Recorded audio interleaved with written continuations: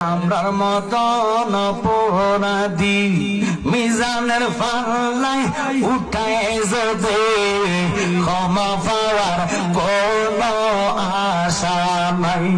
নবী যদি তোমার নিজে কোলে ক্ষমা করো এই গোলাম রে, পারো এবার আশা যে রাখি। আল্লাহর নবী আপনার দরবারে এই আসামি নবী হাজির হইয়াছি। আল্লাহর নবী আপনার দরবারে এই আসামি নবী, চলো বলো, হাতে বেরি পায়ে করি এই আসামি ফেরোয়ারে, আপনার কোটে নবী সালান হইয়াছি। তুমি নবীর মহান